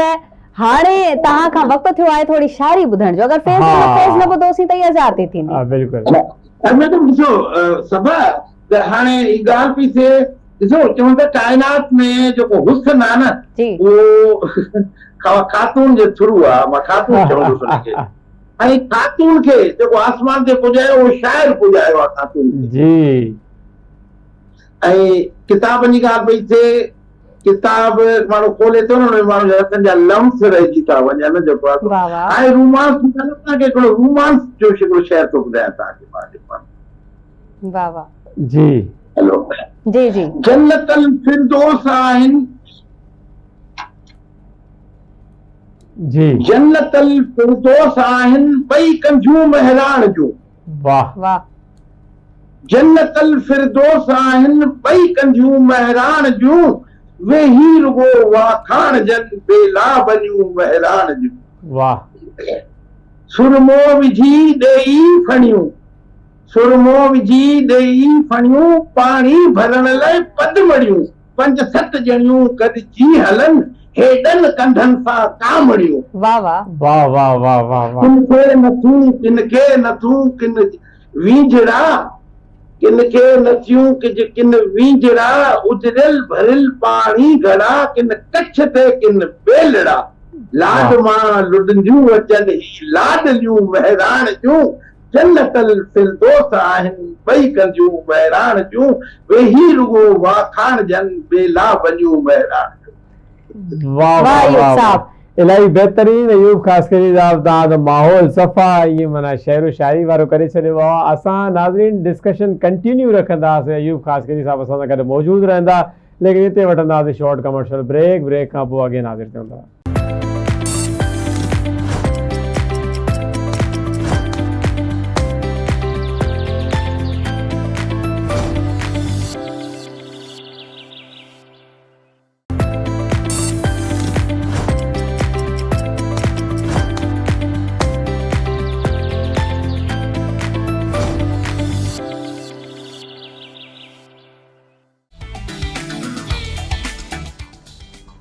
वेलकम बैक नाज़रीन, अगेन वेलकम बैक। खुश आमदीद चऊं था तव्हांखे, भली कार चऊं था। ऐं छो जो असां डिस्कस करे रहिया हुआसीं किताबनि खे, अदीबनि खे, शाइरीअ खे, त असीं हिकु दफ़ो ॿीहर वेंदासीं अयूब ख़ासकेली साहब ॾांहुं। असां सां गॾु अञा ताईं मौजूदु आहिनि वीडियो ते। हिन शेड सां गॾु जॾहिं अयूब ख़ासकरी साहब मौजूदु हो, जॾहिं माण्हू पोइ कचहरी न करे, कचहरियुनि जो मोर न ठहे त पोइ छा ठहंदो, त कचहरी दी लॻी है बाड़ कल लाकूं। हे सराइकी शेर आहे उस्ताद बुखारी जो। त असीं कोशिशि कंदासीं पंहिंजे उस्तादनि खे कॉपी कंदे, साईं अयूब ख़ासकेली वारनि खे कॉपी कंदे, त कुझु असां बि पंहिंजो हिसो विझी सघूं। त कचहरी दी लॻी है बाड़ कल लाकूं, किथां मजनू होसी यार भजदा पिया आहिनि, अंदर उस्ताद अहवालां दियां अॻां हिन, ख़बरदारी करें दिलदार खिलदा पिया आहे। त अयूब ख़ासकरी साहब असां तव्हांखे हिकु दफ़ो ॿीहर भली कार चऊं था। असांजी ॻाल्हि ॿोल जो सिलसिलो सर जारी आहे। ॾिसो कहिड़ो मुबशिर सुठो शेर ॿुधायो अयूब साहब। काश मूंखे बि अचे हा त मां तव्हां ॿिन्ही सां मां बि थोरो सुर में मिलाए सघां हा, पर मूंखे शेरो शाइरी न ईंदी आहे। त अयूब ख़ासकरी साहब, मां हिकु दफ़ो ॿीहर तव्हां ॾे ईंदुमि ऐं सवाल कंदुमि त जीअं तव्हां पहिरियां बि ॿुधायो त नई नसल खे जेको आहे कंहिं तरीक़े सां किताबनि ॾे अचणु घुरिजे। असां वटि हिकिड़ी इहा बि शइ ॾिठी वई आहे त लाइब्रेरियुनि जो जेको सिलसिलो आहे उहो बि थोरो घटिजी वियो आहे। वरी हाणे माण्हू जेकॾहिं लाइब्रेरी वञनि बि था त उहो सिर्फ़ु पंहिंजा उहे किताब पढ़ण था वञनि, लाइक को CSS जी तयारी थो करे या SPSC या FPSC जी। त इन हवाले सां हाणे इहो घटि थो ॾिठो वञे त को अदीबनि जा किताब पढ़ण जे लाइ माण्हू लाइब्रेरियुनि ते डुख करे। इन बारे में तव्हां छा चवंदो? मुबशिर साहब, हाणे ॾिसो ही लाइब्रेरी या कुतुबखानो जेको आहे उहो जेको आहे सो सम्झो त इनर स्टेज आहे ॿारनि खे न्याणियुनि खे पढ़ण जी। उहो तमामु तेज़ी सां जेको आहे सो इहो रुझान घटिजंदो थो वञे। ऐं मां त इहो चवंदुसि त इन में रुगो सो काल्ड उन्हनि जी ॻाल्हि नथो कयां। ॾिसो कंहिं ज़माने में असांजी सिंधी रवायत रही आहे, शिकारपुर में लकीदर, हाथीदर, खिपरो में मोहम्मद हाशिम चानियो साहिबु हूंदो, घोड़नि जे लाइ पाणी जूं जेको आहे सो बाक़ाइदे जेको आहे सो होदियूं हूंदियूं हुयूं, ऐं उन खां पोइ मुसाफ़िर खाना हूंदा हुया। त हाणे उहे शइ ख़तमु थी वियूं। पर हाणे जेके रियल जेके सिंध जा जेके हॾॾोखी जेके फिलांथ्रोपिस्ट आहिनि, हॾॾोखी फिलांथ्रोपिस्ट जेके माण्हू इहे माण्हुनि खे वेही रोडनि ते भाॼियूं खाराइनि था, कोरमा बिरयानू, अलाह जे वास्ते थोरो हिन पासे बि अचो। ऐं हाणे तव्हांखे ॿुधायां त you will be surprise to learn, मुंहिंजो ॻोठ आहे शाहपुर चाकर, हिकिड़ो नंढो ॻोठ आहे शहर, उते साना वारनि हिकिड़ी लाइब्रेरी खोली आहे। उन में तक़रीबन साल बि कोन थियो आहे, हींअर 40-50 हज़ार किताब थी विया आहिनि उन में। ऐं HM पंवर साहब जो जेको आहे असुल जेको उनजो मेन जेको उनजी जेका जाम सॉरी टंडे जाम में जेका उनजे नाले ते जेका लाइब्रेरी, उन्हनि 3-4-5 हज़ार किताब उन्हनि डोनेट कया आहिनि उन लाइब्रेरी खे। ठीकु, वाह। त एतिरा माण्हू बि उते वञनि था मुताले जे लाइ, या सिर्फ़ु बसि उहे किताबूं जेके आहे म्यूज़ियम जो मंज़र पेश करे रहियूं आहिनि? न सर, न म्यूज़ियम जो मंज़र न आहे। मां जेका ॻाल्हि कंदुसि न उहा सर्टिफाइड हूंदी, सर्टिफाइड हूंदी। ऐं उहा जेको आहे ठीकु आहे, दुनिया में का बि शइ हर्फ़ आख़िर त कान्हे, पर उनमें बाक़ाइदे हिकिड़ो मुलाज़िम रखियलु आहे। उन में 4-5 अख़बारूं अचनि थियूं, सिंधी, अंग्रेज़ी, उर्दू जूं, ऐं उन में नियाणियूं अचनि थियूं, ॿार अचनि था, जवान अचनि था, पोड़ा अचनि था। उन में हिकिड़ो मुलाज़िम आहे, खोले थो बंदि थो करे, हिकिड़ो नौकर आहे जेको वरी किताबनि खे साफ़ करे थो, हुनजा शेल्फ वेल्फ ॿिया चए बाक़ाइदे। हिकिड़ी हाणे साना वारनि खोली आहे त जहिड़ी तरी लाइब्रेरी कान हूंदी उहा लाइब्रेरी। जी हा। अयूब ख़ासकली साहब, राइटर ऐं अदीब जी अहमियत तव्हां खां ज़रूरु पुछा कंदमि। हिन किताब जे दौर में जेको असांखे दौर नथो लॻे त किताब जो दौर रहियो आहे, इन दौर में अदीब ऐं राइटर जी अहमियत छा आहे? सभा ॾिसो, आउं तव्हांखे हिकिड़ी ॻाल्हि ॿुधाईंदुसि जेका थोरी जेका तुर्श ज़रूरु हूंदी। हाणे ॾिसो, लीडरशिप हाणे रही कान्हे त हाणे जेको माण्हू किताब लिखे थो न, उहो डॉक्टर मक़सूद नूरानी साहिब जे बकोर हिकिड़ो ॿार ॼण ॿियो किताब माण्हू त ईअं था इहे लिखी छॾनि, ॼण पैसा लिखाइनि था, चपराइनि था। पर जेको मूं जहिड़ो माण्हू किताब लिखे थो न, यकीन कयो 2-2 साल लॻी था वञनि लिखण जे मथां, उन खां पोइ छपराइण, त एॾो ॾुखियो कमु आहे। उनजी प्रूफ रीडिंग जेका आहे, असां जहिड़ो असीं पाण ॾिसंदा आहियूं, असां भूमिका न कराईंदा आहियूं प्रूफ रीडर खां। एॾो ॾुखियो, तकलीफ़ दे, एॾो अज़ाब, जेको अज़ाब नार वारो कमु आहे। ऐं जॾहिं उहो किताब मार्केट में अचे थो ऐं खपे नथो, त तव्हां ॿुधायो उन माण्हू जे दिलि ते छा गुज़रंदो हूंदो? तव्हां मूंखे ॿुधायो, मातम कंदो हूंदो न माण्हू? बिल्कुलु बिल्कुलु ईअं ई आहे। उनजो कहिड़ो दिलि कंदो हूंदो? हिकिड़ो माण्हू जेको आहे न, ईअं नंढी माण्हू जेको पाण लिखे थो, कंहिंखे लिखाए कोन थो, ऐं उनखे हू एक्सपेक्टेशन करे थो त मुंहिंजो किताब जेको आहे न, ये बुकिश हुजे जेको आहे, त दुनिया में न त पाकिस्तान में न सिंध में घटि में घटि 1000 कापियूं त उॾामी वञनि उनजूं। पर थिए ईअं थो। ॿियो वरी ईअं ट्रेंड हिकिड़ो वेठो आहे, तव्हां जेको किताब छपरायो पिया न, सभु जेको आहे सो ही फोटो निकितो ऐं ऑलरेडी कॉपी सही सभा मैडम खे माण्हू सभु किताब जेको आहे ऑलरेडी। किताब जो मक़सदु इहो आहे त रीडर जेको आहे सो हैदराबाद प्रेस क्लब में हिकिड़ो बुक स्टॉल आहे जेको गुज़िरियल 15, 20, 25 सालनि खां वठी हले पियो। उतां वञी खणे किताब, खीसे जो पॉकेट खे ॾिसे, पंहिंजे खे चांहि बि कंहिंखे सलाह ते पीअणी त पंहिंजे पॉकेट खे बि ॾिसे, वरी अखियूं ॿूटे जी थी करे दिलि ते पथर रखी किताब वठे ऐं चिंची में पढ़ंदो वञे, वरी घर वञे त मां भेण जेका पहिरीं किताब खे ख़तमु कयां, किताब खे ख़तमु क्वेश्चन खां वठंदो न, ऑलरेडी तव्हां कंहिंखे कॉपी ॾींदो, केरु कोन पढ़ंदो, ऐं उन में हूंदो कुझु कोन, उन जे अंदरि हूंदो कुझु कोन। त इन हवाले सां आयूब साहब असांखे इहो ॿुधाइजो त हुकूमती तौर ते पोइ कहिड़ा इक़दामात खणण जी ज़रूरत आहे, छो जो हे इलाही अहम मसइला आहिनि जेके असांजे लेखक खे आहिनि, अदीबनि खे आहिनि, शाइरनि खे आहिनि, ऐं वाक़ई में तव्हां इहा बिल्कुलु अहम मसइलो उथारियो आहे। जेके प्रॉब्लम्स इहे क्रिएट थियनि था पिया, इन्हनि खे कीअं रिज़ॉल्व करे थो सघिजे? हुकूमत जो हिन में छा किरदारु हुजणु घुरिजे?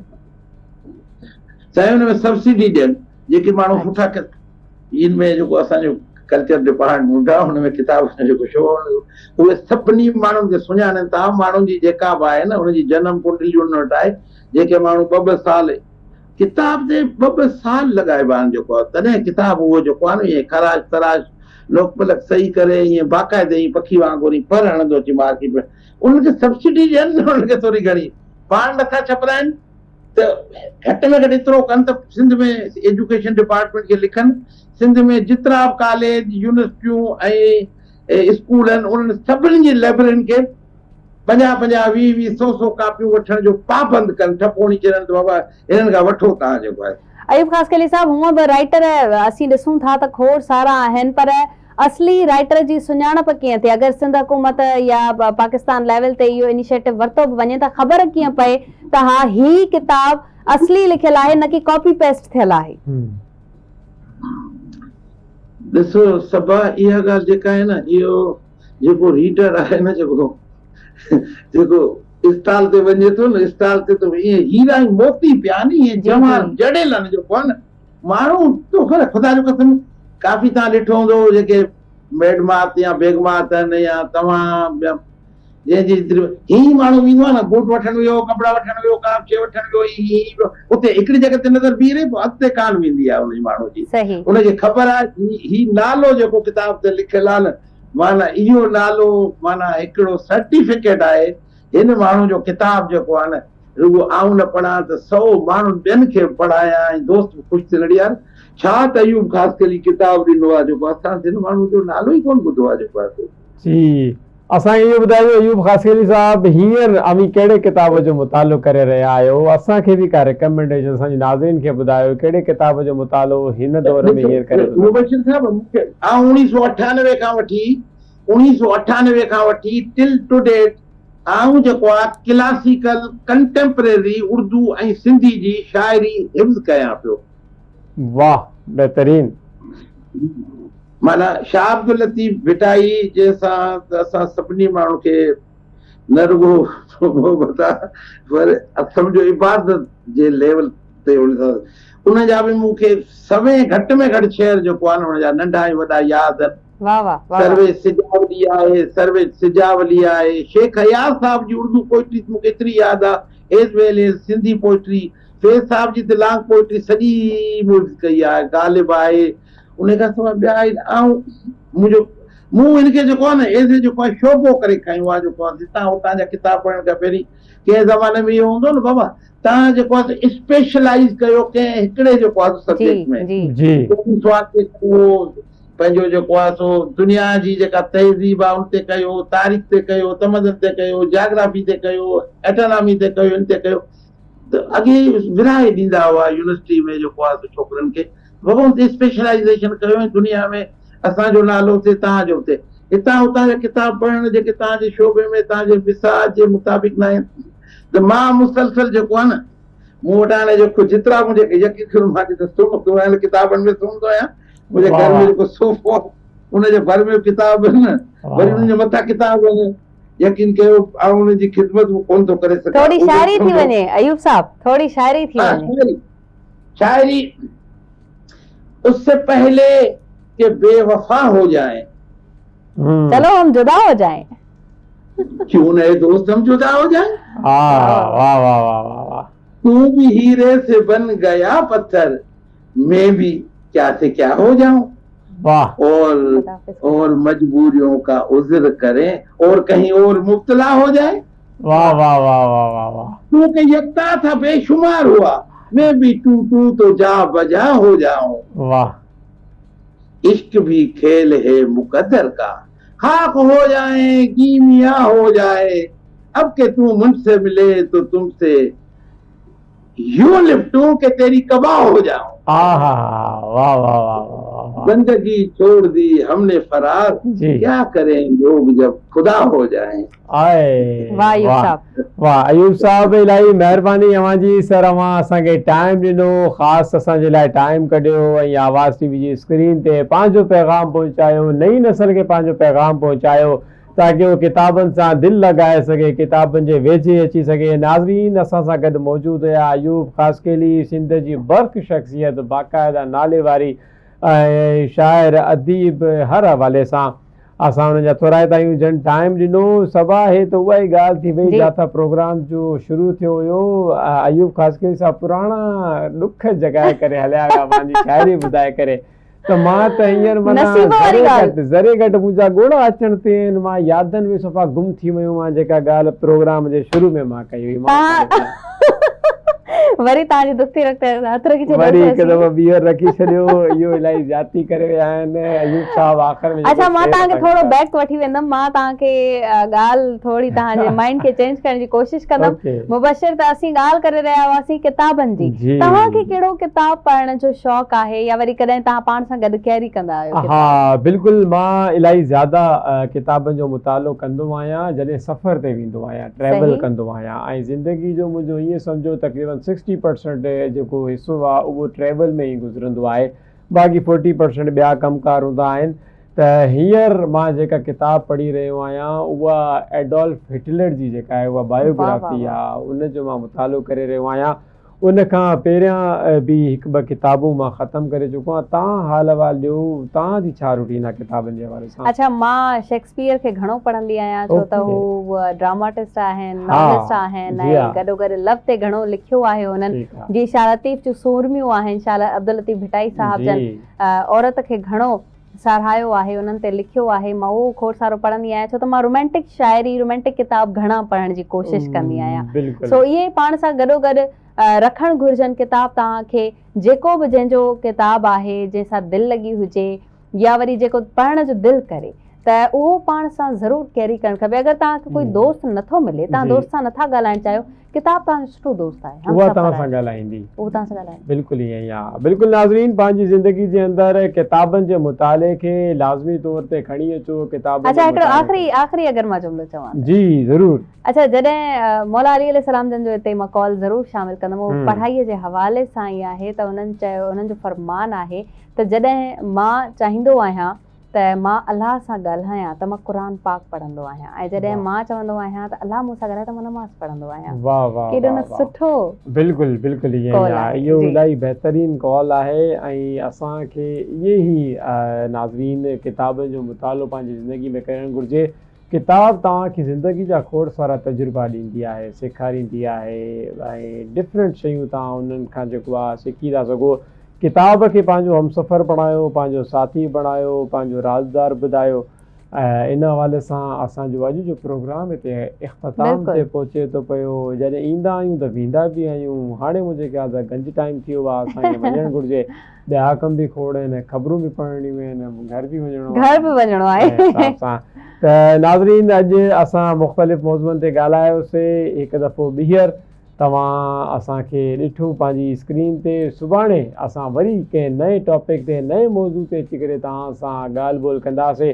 तेसिताईं मूंखे मुबशर हुसैन ऐं पंहिंजी मेज़बान सबा अबड़ो खे ॾियो इजाज़त। सिंध सलामत, साथ सलामत।